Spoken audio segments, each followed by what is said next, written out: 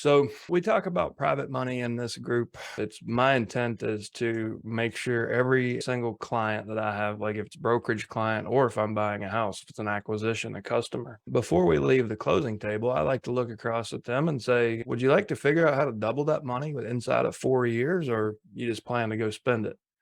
And then shut up. The closing table is one of the best places to raise private capital. A lot of people are intimidated by it because they don't understand it. That's why I suggest they do it while they've got an attorney sitting there, ideally an attorney who's written a note and a deed of trust and can actually answer the client's questions or the prospect's questions. I've got thousands of people serving families in probate and trust administration in all 50 states. And the average inheritance is roughly $200,000 a year net once liabilities are settled. So it's a great opportunity for people to raise capital. I kind of figured out that my fear was I was borrowing money from somebody, and why would they want to borrow me money? Instead of saying to them, can I borrow money from you?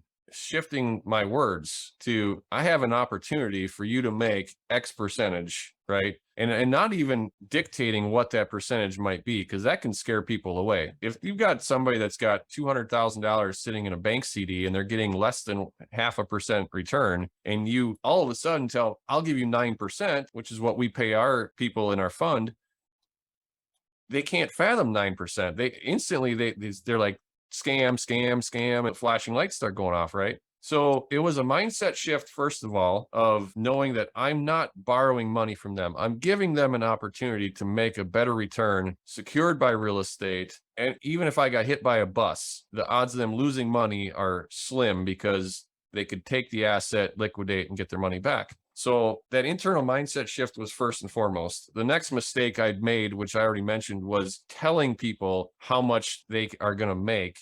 Instead of asking the question, Chad, in a perfect world, if you could get a rate of return for this couple $100,000 you have sitting around, what would you like that to be?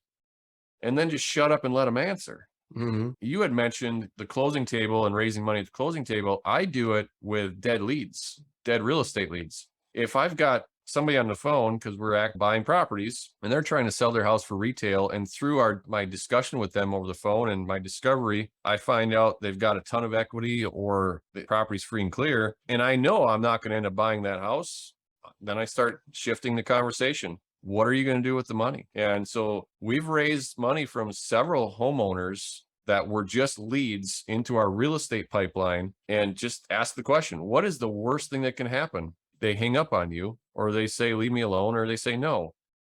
But if you never ask the question, you don't give them the opportunity to say yes. That's right. I have a mind map that anyone in my community is used to seeing. I call it the monetize every real estate conversation map. And if there is real estate and like if their name's on title and I can speak with them, I can find a way to potentially, usually always monetize that conversation. And some of those branches, is the real estate no, then great. Maybe they're a private money lead. Is there real estate? Yes. Do they want to sell? No. Are the payments current? Yes. They're a happy homeowner. And we even, in that we go as far as get them over to a bank like First Citizens, where they can get a 90% LTV home equity line of credit at prime plus a quarter. And then we teach them, or right now they can be paying 6.5 on a HELOC, but if you're paying them 9, they're making the spread. So you take somebody that's happily in a property that doesn't intend to use their equity to invest, that has strong income and can easily support the debt service on that if anything would go sideways. Why not have the conversation with them about creating their own arbitrage and actually having them, and even if it's not to come into a fund like what Derek has, like in your own personal business, if you need $200,000, go find homeowners with $200,000 in equity, get them over to a lender referral, do a home equity line of credit, and then they become your lender. So we encourage everyone to do this. Encouragement and action is there's a big gap there, I find,